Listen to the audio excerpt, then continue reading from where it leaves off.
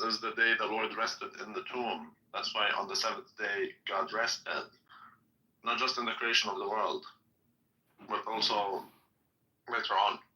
So on when the resurrection day is what we really celebrate. That is Sunday.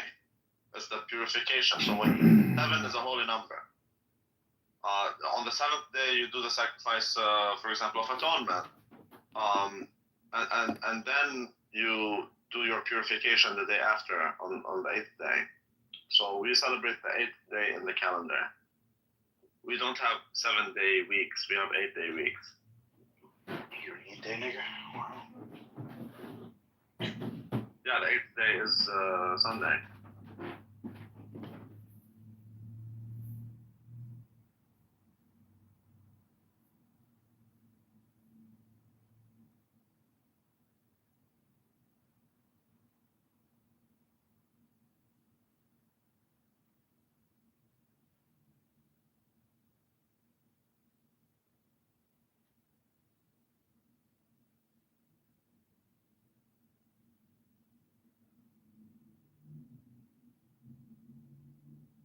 Okay, this is called Communication Spam Intelligence now.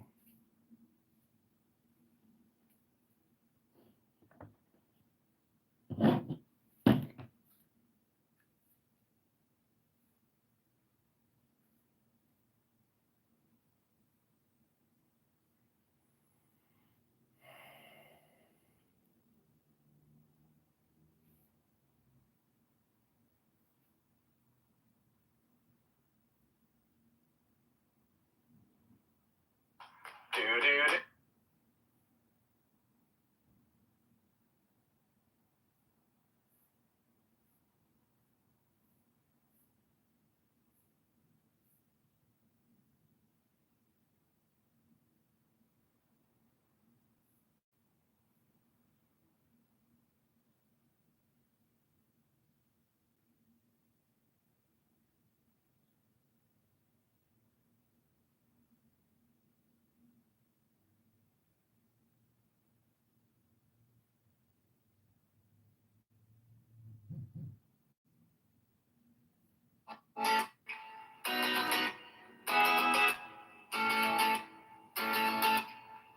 Explain how we properly serve God, which was the original purpose of the Tanya.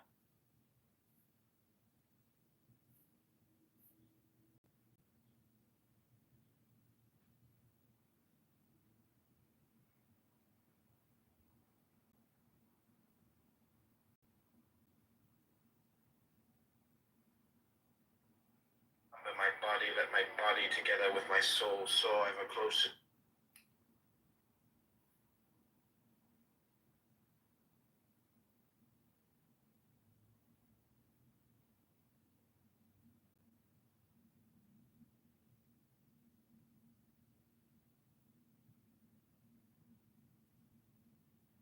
Arlington Nissan has something for you. We have selection. Arlington Nissan has something for you because we never have a short.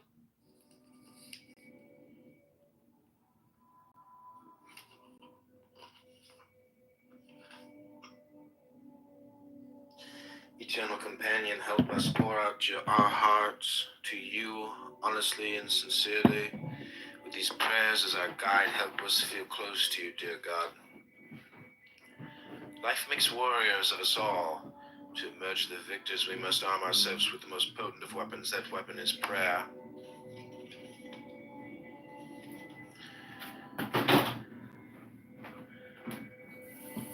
Actions, no place too far. First tell me this, is there some secluded spot in the vicinity where I can go to pray? Reb Nachman asked. He had just arrived in Breslov, the town whose name the Breslov movement has borne ever since. I know of a place that would be most suitable, the Hasid replied, but it's quite far from here. Far, the Rebbe exclaimed. What do you mean by far? Far from the mind or from the heart? Reb Nachman later taught, when your heart yearns, distance is no obstacle. In praise, my God, I work and I strive, never knowing if I will succeed. You and only you can give hope to my dreams. With your help I am spared wasted efforts. With your blessing all hardship I endure, can bear fruit. You and only you are the key to success in all that I do. Courage to grow, Almighty God, source of all the energy of life. Without you, I am helpless. Give me the courage, the physical drive, the emotional energy, and the spiritual will to risk in order to grow, to welcome every challenge as my life unfolds. Full life. O life of the world, grant me a full life, a life which may be considered long because it has been filled with right living, and considered rich because it has been filled with holy acts. Making ends meet, source of all sustenance, sustain me nowadays, or even living simply, working only to acquire life's most basic necessities, demands so much. In the black, help me see my way out of this monstrous tangle of debts, the inevitable outlay for my children's needs, those overwhelming expenses and bills, those inescapable medical expenditures, but most of all, dear God, help me keep my account with you in the black. Body and soul, Holy One, grant me the strength to cast off the spiritual sluggishness and indifference which encumber my body. Let my body, together with my soul, soar ever closer to you. Teaching by being, dear God, teach me to embody those ideals I would want my children to learn from me. Let me communicate with my children wisely in ways that will draw their hearts to kindness, to decency, and to true wisdom, dear God. Let me pass on to my children only the good. Let them find in me the values and the behavior I hope to see in them. Wholeness and well-being, God of wholeness, God of healing. Envelop us with wholeness and well-being. Heal us in body and soul. Let all the elements of our bodies work together in perfect symmetry and in peaceful harmony. Remove every trace of illness, every hint of infirmity. Send the healing which you alone can bring. Sincerity, O you who are infinitely deep, yet also profoundly simple, help me walk this simple path. Free me from any facade of sophistication, which will only hinder my endless quest to come closer to you. Help me live my life with faith, with sincerity, and with perfect simplicity. Giving, my God, help me become a giver. Help me give and go on giving. You've called on us to be charitable. Show me how. Show me how to give with a pure heart, with an open heart, with a heart filled with joy. Lead me to those who are truly deserving, for giving is so holy an act. Help me find the truly needy and help them find me. True nourishment, dear God, teach me to eat right and to eat for the right reasons. Keep me from eating the wrong foods and from eating more than I should. Let all that I eat nourish me, never weaken or harm me. Let the food I ingest create a perfect balance within me, in my body, mind, and soul. Gaining perspective. Dear God, I need your guidance. Bring perspective to my life. For the meaningless allures of this world control me. Let me see beyond the coarse requirements of my daily subsistence. Let me bask in that which is truly precious, in the beauty of my relationship with you, dear God. Working to live, though I have no choice but to work to support myself and those who depend on me. Let my job never dominate my life and psyche. Let me never be so caught up in the pursuit of my livelihood that I stoop to dishonesty in order to get ahead. Let me make no transaction without recognizing that any measure of success I might find, I can come only from you. Oh God, see my pain, see the constant tension and anxiety with which I must function, with which I don't function. Touch my life with your love and your strength. With your wisdom I have more than I can bear alone. Troubles, kind, loving, mighty God, stretch out your hand to strengthen me. Lift me up from my abyss, right my wrongs, turn my every failure into success. Look upon all my troubles and say enough. Priorities, oh God, help me fix within my mind the enduring truths of life. Let my every action be directed towards life's ultimate goals.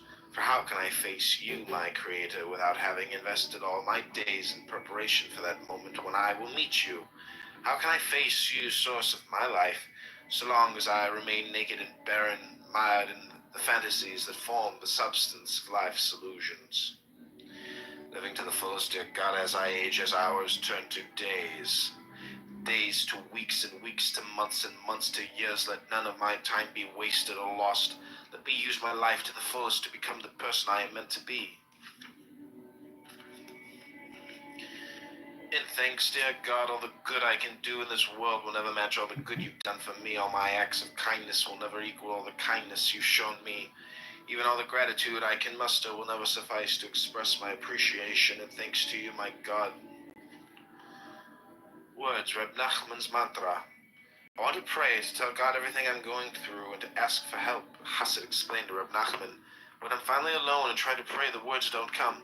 Then Rebbe assured him, even just calling out to God, Ribbono Shel Olam, again and again is extremely beneficial. Once when informed that someone was able to recite 1,000 pages of Talmud, Reb Nosson responded, yes, that is impressive, yet there are those of the Rebbe's followers who can repeat the phrase Ribbono Shel Olam 1,000 times.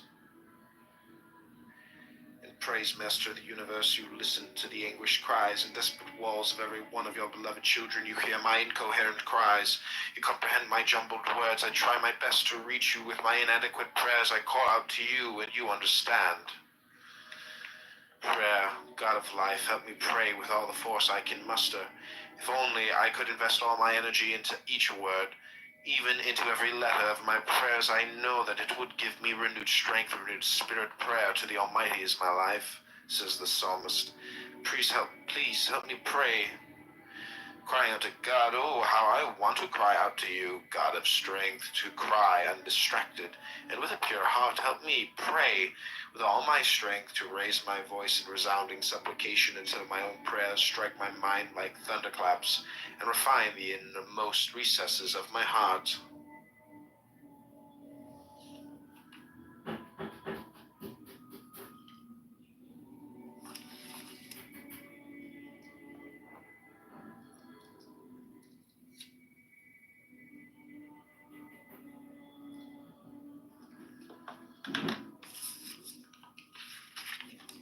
One true word, O dear God, for once let me call out to you with one true prayer. Let me think one pure thought, cry one genuine cry, pray one absolutely sincere prayer. To you, dear God, prayer for healing, God of wholeness, God of healing, hear our words, accept our prayers, send a special blessing of healing to my son or my daughter, or my mother or my father, among all those of your children who are in need of your healing blessing. Openness, dear God, I want to open myself to you wholly, perfectly, and sincerely. I want to tell you about my doubts, my certainties, my weaknesses, my strengths, my failures, my successes. Breaking down the barriers, God, I want to break down every barrier that separates me from you. I want to lay out before you the parts of myself I'd love, and the parts I despise, the parts of myself that are healthy, and the parts that need healing. Parts I feel secure enough to speak of, and the insecurities I haven't the courage to share. Crying and sighing the years have brought more pain than ever I imagined possible. When I cry, loving God, let me cry only to you. When I sigh, let that sigh be a pure, honest expression of a soul yearning for your light. Crying and sighing, let my cries and sighs heal me and restore me and bring me to joy. We never again succumb to bitterness or depressing thoughts of God. Show me life's meaning. Effective words, God of wisdom, teach me the right words. Teach me the very words that will touch the hearts and souls of others. When a friend needs my understanding ear, teach me the words to say that will strengthen, that will encourage, that will express only my love and concern. Effective silence, God of wisdom, teach me to relate to others with words they need to hear, with words that will never misguide. Teach me, dear God, that often the most effective words are no words at all. Teach me how and when to communicate with that most potent gift of silence. Sensitive speech, God of understanding, guide me, for my own words sometimes baffle me. When I relate to those around me insensitively, when I hurt, embarrass, or insult them, when I speak with a callousness that causes pain, when I lose myself in my own ego, God, pull me back to reality. Help others understand that I too am in pain, and let them be forgiving. Harmful words, oh God, help me avoid every abusive speech. Let no untrue word escape my lips. I pray that I never speak badly of others or speak empty words of flattery. Help me stay away from profanity. Teach me, dear God, when to keep silent and when to speak. And when I speak, oh God, you save me from using your wonderful gift of speech to humiliate or hurt anyone. Lies, ruler of the world, grant me truth. Spare me from the lies of others. Help me stop myself from lying to others. Save me from lying to myself, and spare me from the lies of my own illusions. Oh God, never let me live a lie, even for only a moment. Holy sounds, oh God, your creation resonates with holy sounds. Let me hear them all. Let them penetrate my heart and rouse my senses. The jingle of a charity box, the voice of a faithful teacher, even the intonation of my own sigh when I cry out to you, all these sounds are holy. Oh God, let my heart hear them and all be uplifted.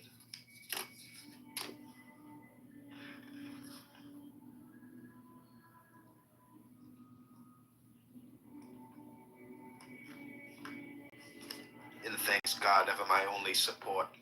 You've taught me to pray, to sigh, to cry, to awaken true, meaningful words from deep within, words that strengthen, words that ease my pain and heal my wounds, words that dispel darkness. Thank you, God, for opening my lips, and for teaching me to seek you through prayer. Feelings. Praying for what you need, Reb Nachman taught. When it comes to praying for what you need, there is nothing too insignificant to ask of God. Reb Nosson once happened to mention to Reb Nachman some minor convenience that he was lacking, then asked God to give it to you, the Reb advised him. I was completely astounded, Reb Nosson relates. I would never have considered turning to God for something so trivial, which in any case I could have managed without. Noting my surprise, the Reb added, "Tell me, is it beneath your dignity to pray for something so minor? No matter what you need, the best thing you can do is pray for it. And praise, dear God of compassion. Your mercies are with me always, every moment of my life. With each breath I take, only you can love me so completely, so unconditionally, so profoundly. If people care for me, it is only because you care for me. If any of my words find their way into the hearts of others, it is nothing more than a reflection of your all-encompassing presence in my life. Compassion, loving God, you who are full of compassion, teach me to be like you. Teach me to be kind and generous and loving, just as you are kind and generous and loving to all your creations. Please help me develop true sensitivity and genuine compassion toward everything in creation. Joy, God, I stand between and battered by the countless manifestations of my own inadequacies. Yet we must live with joy, overcome despair, seek, pursue, and find every inkling of goodness, every positive point within ourselves, and so discover true joy. Aid me in this quest, O God.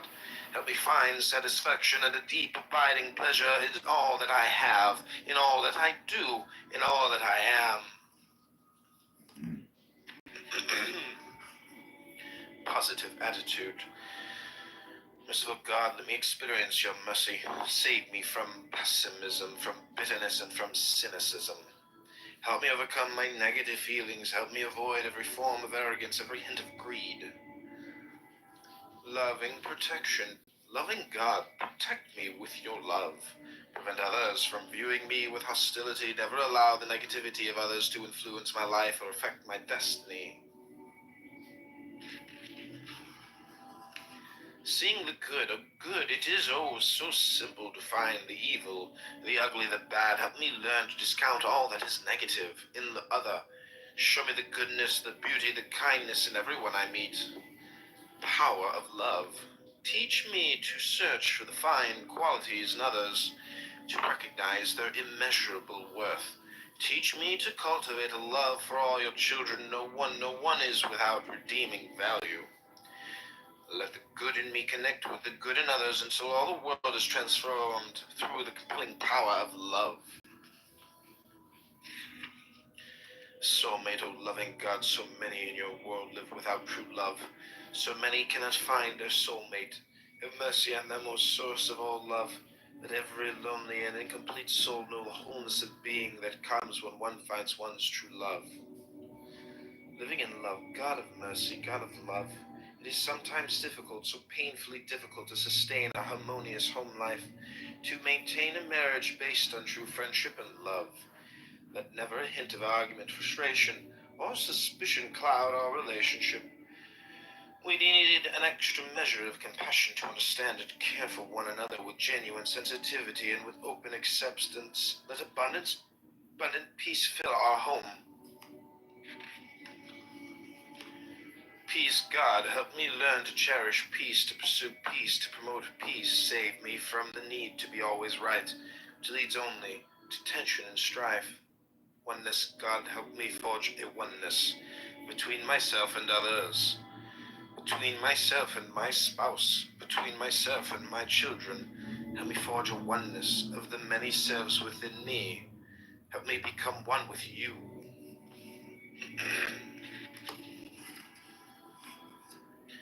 Learning to wait, God of patience, teach me patience. Help me learn to wait for the good that is just around the corner, for the assistance that will soon be within my reach, for the relief that is just a moment away. Inner calm, patient God, teach me to be patient, unruffled by those who anger, tolerant of those who exasperate, accepting of those who disappoint. Help me remain serene in the face of derision, calm in the face of provocation, composed in the midst of a storm. And God, teach me to be patient with myself.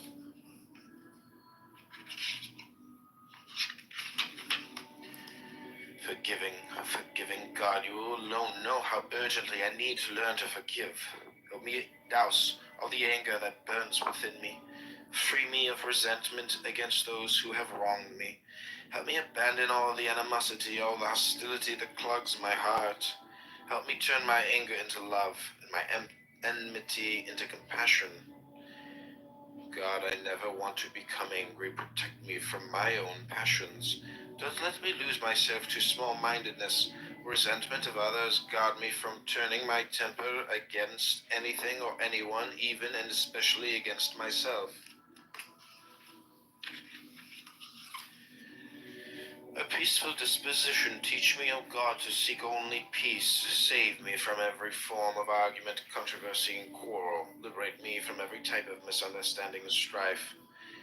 Where there is no peace, there can be no joy, there can be no love, there can be no true presence of mind. Dear God, let me be mine to share. Contentment, dear God, save me from wanting what is not mine. Protect me from my own jealousy, from desiring the money or the possessions, the position or the honor that belong to another. Let me trust in you enough to believe that what is meant to be mine will come to me. Let me trust in you enough to be satisfied with all that I have today.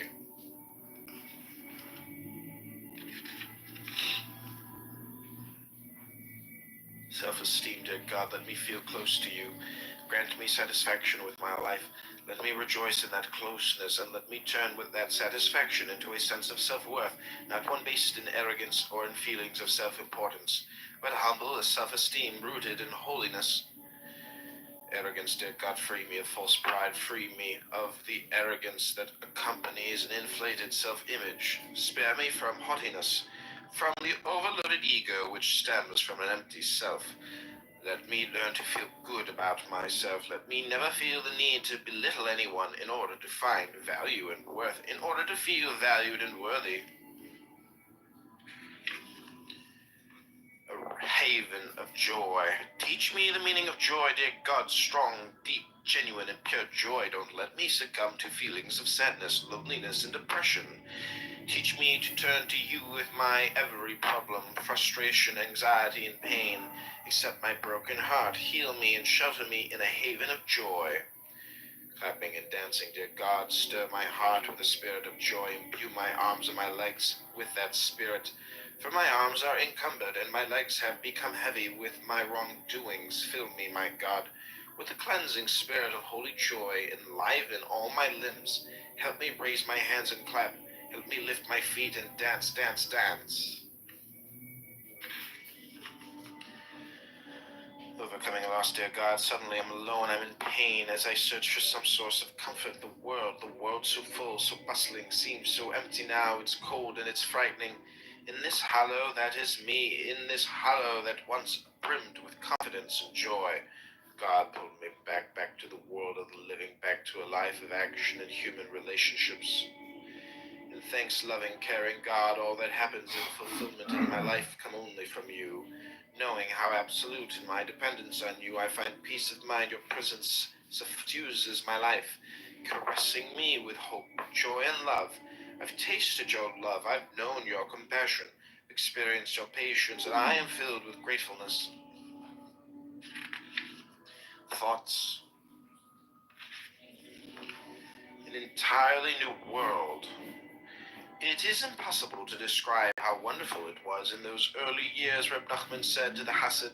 They were strolling through the outskirts of the village where the Reb had spent the first years of his marriage worshipping, serving God in relative anonymity. With each step I took in these fields, praying and calling out to God, I experienced yet another taste of paradise. On another occasion, Rebbe Nachman described what it was like returning home after a day spent crying his heart out to God in the fields or forest. Coming back, everything appeared different to me. The world seemed entirely new.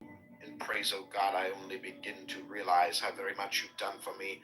I must now internalize the understanding that everything that happens to me, everything is an expression of your everlasting love, of your concern for my ultimate good. God, as I recognize all your goodness, as your kindness fills my thoughts, I sing your praise. Light of awareness. God, let me comprehend all that I see with the light of awareness. Let me understand whatever touches my life in a deep and intimate way, in a way that embraces both the adult and the child within me. Enveloped in faith, my God, you and only you know how strongly I want to believe in you, to put all my faith in you alone. Help me make this desire a reality. Help me perceive your presence and draw strength from it. Every moment of my life, through every trial I face, let that recognition bolster my faith in you wherever I go, whatever I do. Accepting God's justice, God, help me see. Help me understand all that I see in the light of your truth and the light of your ultimate justice. When I see the success of the wicked, help me realize that it is but an illusion. Nothing authentic, nothing real. Real success, true good, absolute happiness are found only with you, dear God of truth, and one day I will see it, experience it, and know it. Overcoming doubts, my vision is distorted. Loving God of truth, I want to see clearly, but my heart leads me through twisted, convoluted paths of misunderstood impressions. Straighten those paths so that I can strengthen myself in the conviction of my beliefs. Learning life's lessons. Dear God, let my heart grasp the profound wisdom with which you created the world. Help me understand that life's difficulties are in fact her opportunities. Life's endings are also her beginnings. Life's disappointments are her finest teachers. Learning life's lessons, dear God, let my heart grasp the profound wisdom with which you created me. Help me understand that my vulnerabilities, in fact, open me to growth. My limits draw me to new frontiers. My very failures teach me to succeed. Perceptions, body and soul, Holy One, grant me the wisdom to bring harmony to the alliance of my body and soul. Let them rise together in my devotion to you. My soul perceives your light. Let my body discern it too. My soul sounds your praise. Let my body sing it too. Focus prayer, oh dear God. I want to pray, but the distractions are never ending. Please help me overcome them. Help me be wholly focused for once. Help me pray only true, totally heartfelt words to you, dear God. Wise counsel, O God, how can I make my way through the confusion and uncertainty that cloud so much of what I do? Guide me to wise teachers and mentors, whose advice is pure and in tune with your will. Guide me to true friends whose counsel is caring and promotes my best interests. Guide me to clear, correct decisions, to conclusions that are sound and free of all doubt. Clarity and assurance, O God, grant me clarity and assurance in whatever I do. Teach me to trust in wise teachers, to learn from their insightful words, to teach me to trust in true friends, to treasure their care and concern. Teach me to trust in myself, to judge my own course correctly, and so to live with conviction and hope.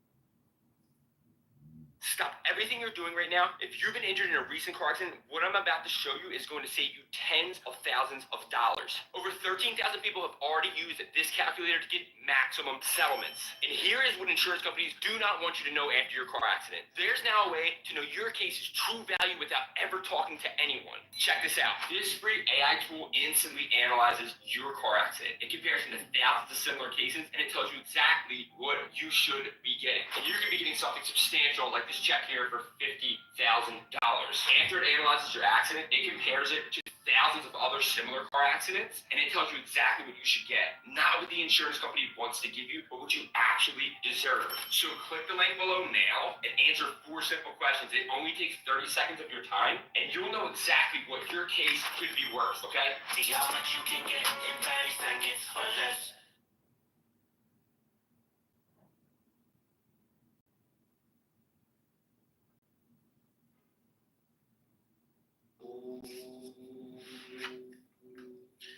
Seeing light in darkness. God of unfathomable goodness, the history of human agony haunts my soul. Ashes, blood, and cries pierce my heart. Diabolic schemes of oppressors plague my mind. Grant me an extra measure of strength, understanding, and faith to help me find you, to discover your light amidst the blinding dread through the revolting horror. Sorting through confusion, God of truth, help me sort through the dizzying confusion of my life. My mind swirls with all that I've seen and that I've read, all that's happened to me. Teach me to focus, to prioritize, to see with clarity, so that I can move on with my life. A humble spirit, dear God, guide me along the path of sincere humility. If I ever put on airs, stop me. Bless me with a humble spirit, with eyes that see only the good in people, with a mind always open to others' opinions, with a heart who's caring of their concerns. Teach me to humble myself even before the lowliest of your children, whose very brokenness brings them closer to you. Finding good. Oh, loving God, help me discover and uncover all that is good, all that is positive in the world. Camouflaged though they may be, let me find those elusive sparks of holy light. Let me perceive all the beauty and truth hidden within your creation. Finding good when I am confronted with baseness and evil. Let all the bad fall away before me. Let all the good and goodliness that lies hidden within everyone I meet shine forth and emerge as a grand reflection of beauty and light. Losing control. Oh, how much good I've lost in losing control of my anger. Such a large portion of my life. So much growth I've let slip from my hands by allowing my burning thoughts to get the better of me. God, teach me to let go. Maintaining perspective, oh God, please help me comprehend that life in this world is fleeting, hardly more than a fantasy. At this moment I am here, as are those around me. Where will I be? Where will they be? In an hour, in a day, in a year, or in 10? Help me hold in my mind an image of the world that awaits me, of the life eternal that will follow my stay in this place of momentary fascination and reverie. And thanks my God, it has taken me time, but I'm finally learning to trust you. When I called, you answered, and when I cried, you sent relief.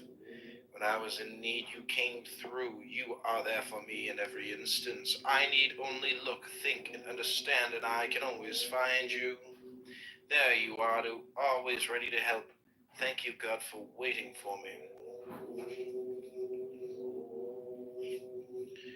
Will wanting to wait in one of his most powerful statements, Rebbe Nachman unequivocally characterizes the facet of the human psyche which functions below the threshold of consciousness.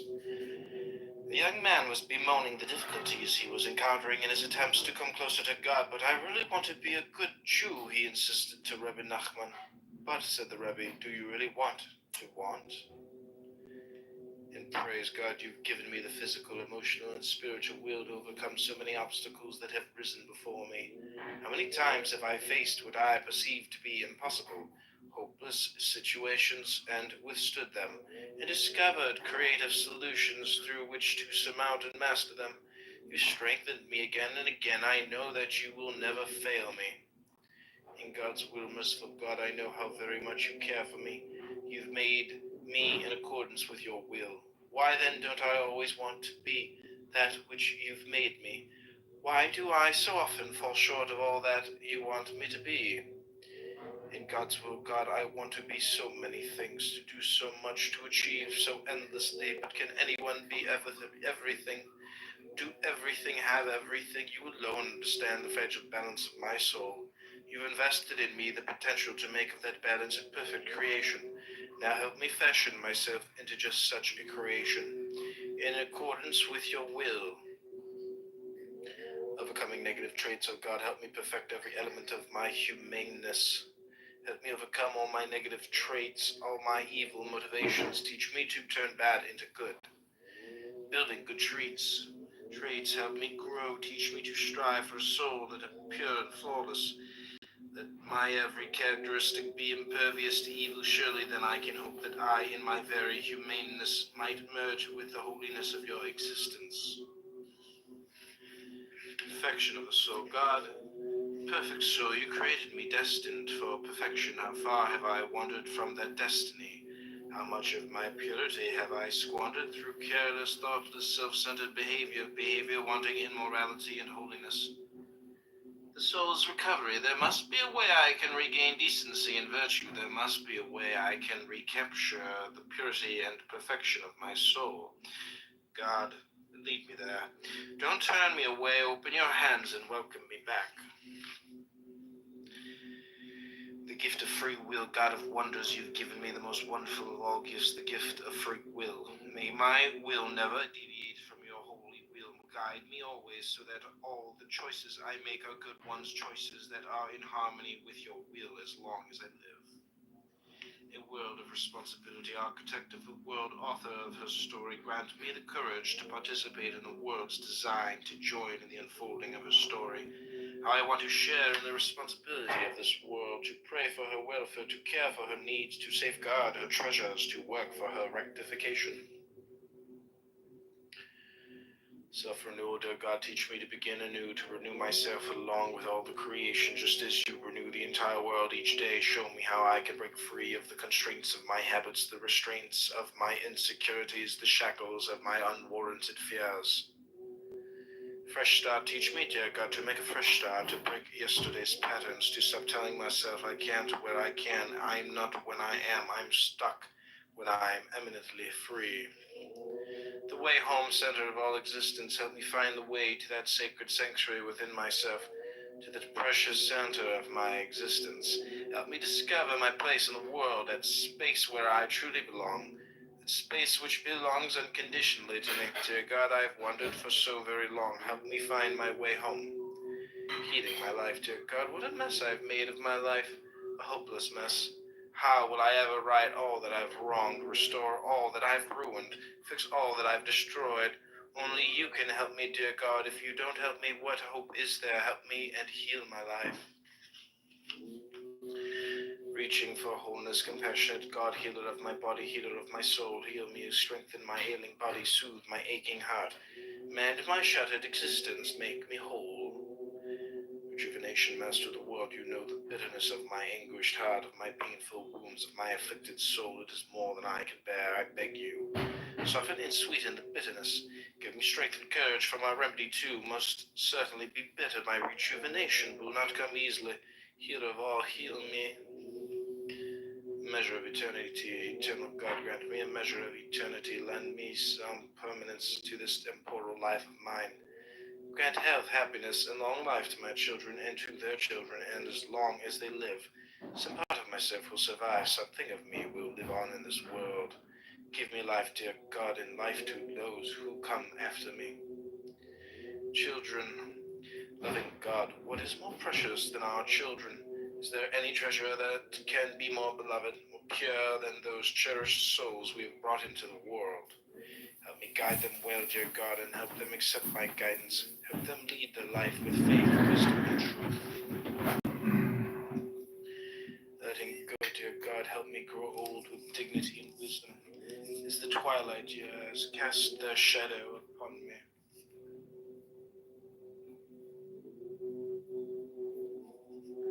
Help my mind remain clear at peace with the world and with itself. Let me learn to let go of my bonds and with this world, of my need for honor and status, of my attraction to physical indulgences, of my envy of others, of my regrets over all that might have been.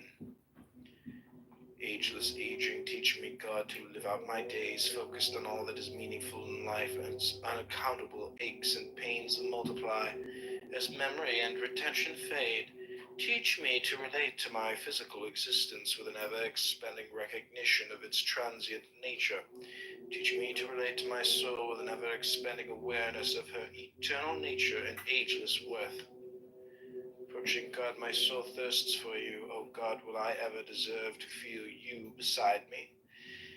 There are so many obstacles that keep me from being what I want to be, a good person, a God-conscious person, but only I myself can change this. Help me make the effort to come closer to you. Help me long and yearn and strive for your nearness. True to self, my God, teach me to be true to myself. Never let me be swayed by the approval or the disapproval of others. Help me learn to depend on no one but you, and to look nowhere but within, to come to know my true self, that person I really am.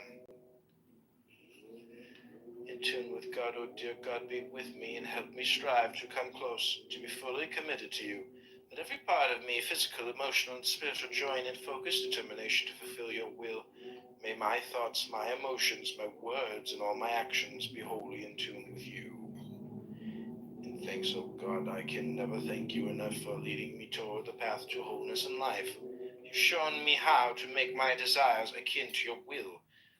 The way to rectification and renewal, to deep solace and healing, to meaning and eternal tranquility, is only through actively seeking your will. Thank you, God, for leading me to that understanding.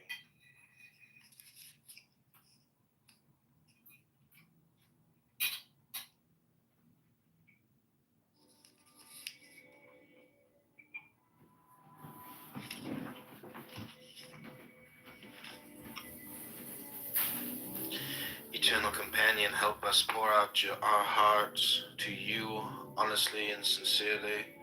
With these prayers as our guide, help us feel close to you, dear God. Life makes warriors of us all. To emerge the victors, we must arm ourselves with the most potent of weapons. That weapon is prayer.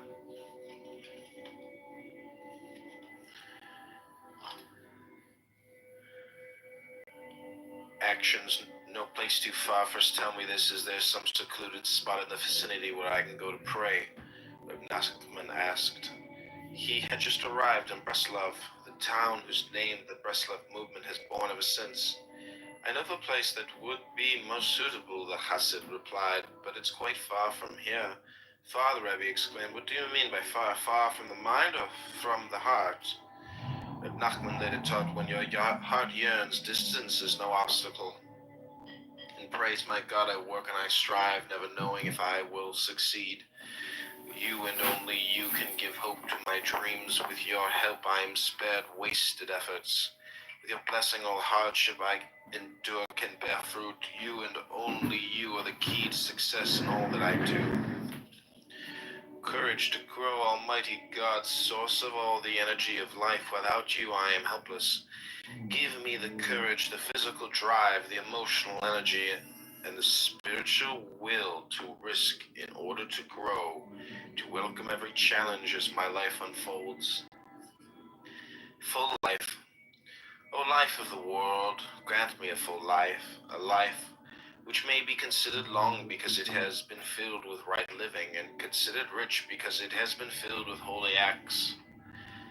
Making ends meet, source of all sustenance, sustain me. Nowadays, I even living simply, working only to acquire life's most basic necessities, demands so much. In the black, help me see my way out of this monstrous tangle of debts, the inevitable outlay for my children's needs, those overwhelming expenses and bills, those inescapable medical expenditures, but most of all, dear God, help me keep my account with you in the black. Body and soul, Holy One, grant me the way of Shuangzi. Greetings from Shuangzi. The useless tree. Huizu said to Chuang, I have a big tree. the kind they call a stink tree. The trunk is so distorted, so full of knots, no one can get a straight plank out of it. The branches are so crooked you cannot cut them up in any way that makes sense. There it stands beside the road, no carpenter will even look at it. Such is your teaching, big and useless. Chuangzi replied, have you ever watched the wildcat crouching, watching his prey? This way it leaps and that way, high and low, and at last lands in the trap? But have you seen the yak? Great as a thundercloud, he stands in his might.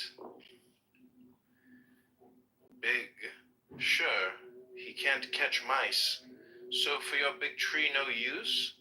Then plant it in the wasteland, in emptiness. Walk idly around, rest under its shadow. No axe or bill prepares its end. No one will ever cut it down. Useless? You should worry. I had salesmen and a capable ruler. A man of Sung did business in silk ceremonial hats. He traveled with a load of hats to the wild men of the south. The wild men had shaved heads, tattooed bodies. What did they want with silk ceremonial hats? Yao had wisely governed all China. He had brought the entire world to a state of rest, and after he went to visit the four perfect ones in the distant mountains of Ku-Shir. When he came back across the border into his own city, he lost gaze, saw no throne. It's the Big News Report with Guillermo Rodriguez. Good evening. I'm Guillermo Rodriguez. And I'm Rodrigo Guillermes. Our top story tonight, mayhem. Guillermo and I have run out of towels in our apartment. These are very slippery and very scary. For more, we go to our other roommate, Rodrigo Ramirez. Yes, it's me, Rodrigo. I've been here in our bathtub for 12 hours, but I cannot get out because I will drip everywhere and someone might see my Please tell my pet lizard I love her. The breath of nature. When great nature sighs, we hear the winds, when noiseless in themselves, awaken voices from other beings, blowing on them. From every opening, loud voices sound. Have you not heard this rush of tones? There stands the overhanging wood on the steep mountain, old trees with holes and cracks like snouts, mouths, and ears, like beam sockets, like goblets, grooves in the wood, hollows full of water. You hear mooing and roaring, whistling, shouts of command, grumblings, deep drones, sad flutes. One call awakens another in dialogue. Gentle winds sing timidly. Strong ones blast on without restraint. Then the wind dies down, the openings empty out their last sound. Have you not observed how all then trembles and subsides? You replied, I understand. The music of earth sings through 1,000 holes. The music of man is made on flutes and instruments, what makes the music of heaven. Master Kai said, something is blowing on 1,000 different holes. Some power stands behind all this and makes the sounds die down. What is this power?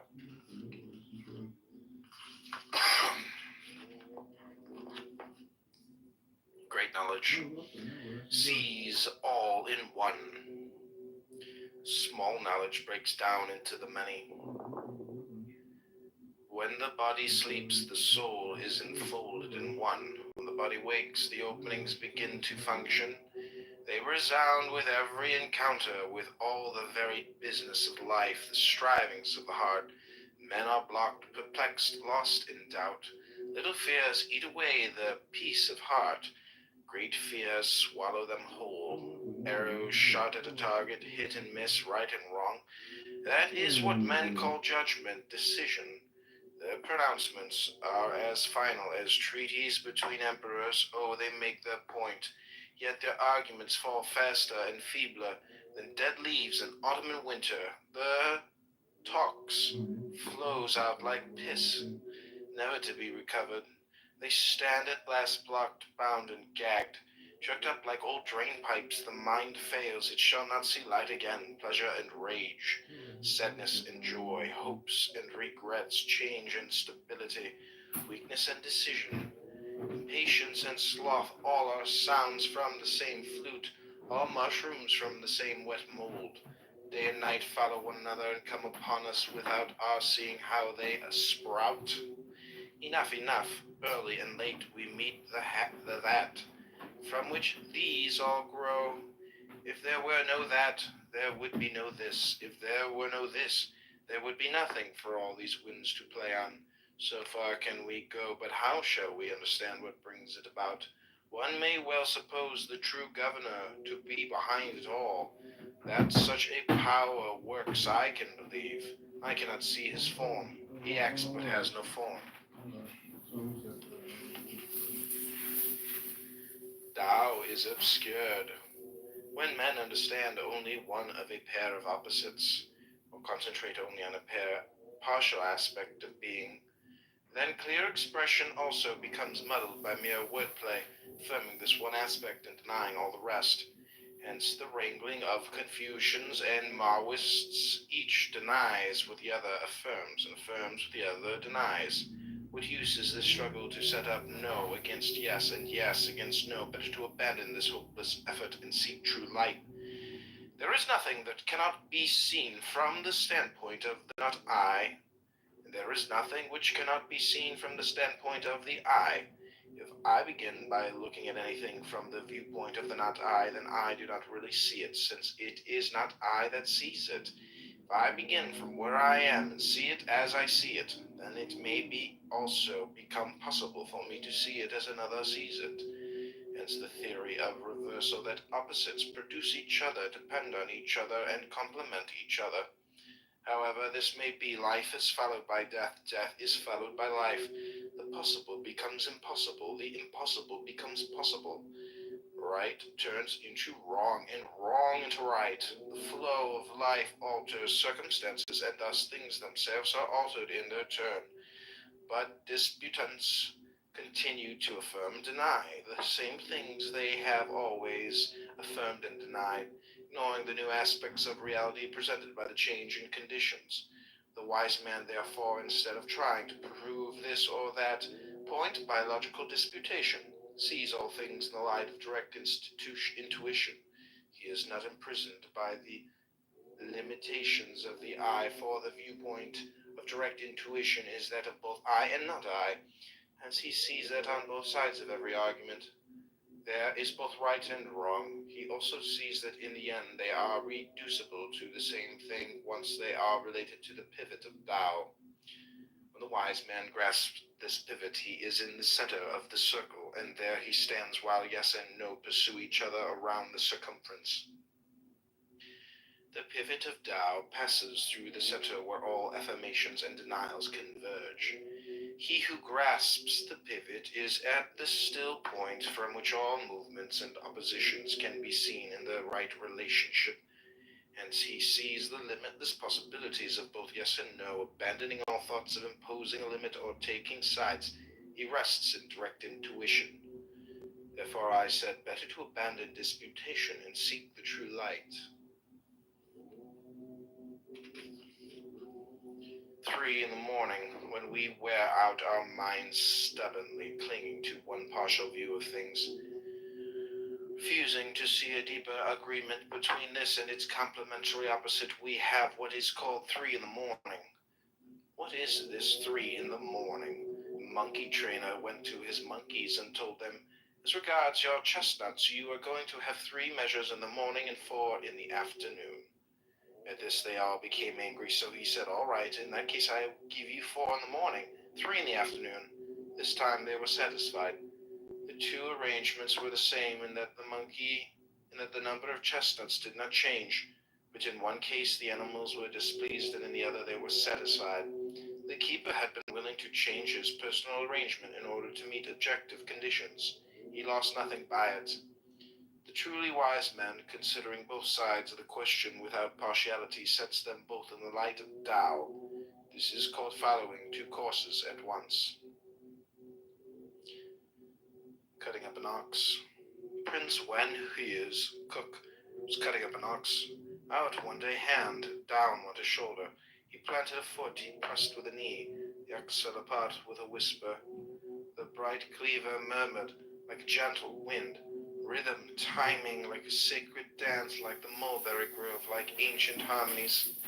Good work, the prince exclaimed.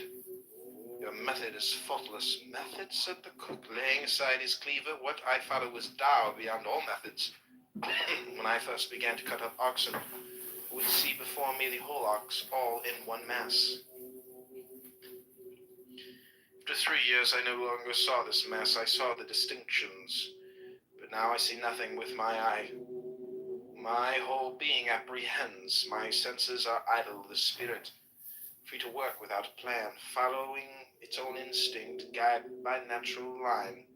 The secret opening, the hidden space, my cleaver finds its own way. I cut through no joint, chop no bone. A good cook needs a new chopper once a year. He cuts. A poor cook needs a new one every month. He hacks. I have used this same cleaver 19 years. It has cut up 1,000 oxen, its edges as keen as if newly sharpened. There are spaces in the joints. The blade is thin and keen. When this thinness finds that space, there is all the room you need. It goes like a breeze. Hence I have this cleaver 19 years as if newly sharpened. True, there are sometimes tough joints, few of them coming. I slow down, I watch closely, hold back, barely move the blade, and whomp. The pot falls away, landing like a clod of earth. Then I withdraw the blade, I stand still, then let the joy of the work sink in. I clean the blade and put it away. Prince Wanhai said, "This is it. My cook has shown me how I ought to live my own life." The man with one foot and the marsh pheasant. Congressman Xin saw a maimed official who left foot had been cut off. Penalty in the political game. Kind of man, he cried, is this one-footed oddity? How did he get that way? Shall we say man did this or heaven? Heaven, he said, this comes from heaven, not from man. When heaven gave this man life, it willed he should stand out from others and sent him into politics to get himself distinguished. See, 1 foot. This man is different. The little marsh pheasant stopped 10 times to get a bite of grain. She must run 100 steps before she takes a sip of water, yet she does not ask to be kept in a hen run. Though she might have all she desired set before her, she would rather run and seek her own little living uncaged. The fasting of the heart, Yan Huai, the favorite disciple of Confucius, came to take leave of his master. "Where are you going?" asked Confucius. "I am going to Wei." "And what for?" "I have heard that the Prince of Wei is a lusty, full-blooded fellow and is entirely self-willed. He takes no care of his people and refuses to see any fault in himself. He pays no attention to the fact that his subjects are dying right and left. Corpses lie all over the country like hay in a field. The people are desperate, but I have heard you, master, say that one should leave the state that is well-governed and go to one which is in disorder. At the door of the physician there are plenty of sick people. I want to take this opportunity to put into practice what I have learned from you and see if I can bring about some improvement in conditions there." "Alas," said Confucius, "you do not realize what you are doing. You will bring disaster upon yourself. Tao has no need of your eagerness, and you will only waste your energy in your misguided efforts. Wasting your energy, you will become confused and then anxious. Once anxious, you will no longer be able to help yourself. The sages of old first sought Tao in themselves, then looked to see if there was anything in others that corresponded with Tao as they knew it. But if you do not have Tao yourself, what business have you spending your time in vain efforts to bring up corrupt politicians into the right path? However, I suppose you must have some basis for your hope of success. How do you propose to go about it?" Yan Huai replied, "I intend to present myself as a humble, disinterested man, seeking only to do what is right and nothing else. A completely simple and honest approach. Will this win his confidence? Certainly not." Confucius replied, "This man is convinced that he alone is right. He may pretend outwardly to take an interest in an objective standard of justice, but do not be deceived by his expression. He is not accustomed to being opposed by anyone. His way is to reassure himself that he is right by trampling on other people. If he does this with mediocre men, he will all the more certainly do it to one who presents a threat by claiming to be a man of high qualities. He will cling stubbornly to his own way. He may pretend to be interested in your talk about what is objectively right, but interiorly he will not hear you, and there will be no change whatever. You will get nowhere with this. Yen Huai then said, very well, instead of directly opposing him, I will maintain my own standards interiorly, but outwardly I will appear to yield. I will appeal to the authority of tradition, to the examples of the past. He who is interiorly uncompromising is the Son of Heaven, just as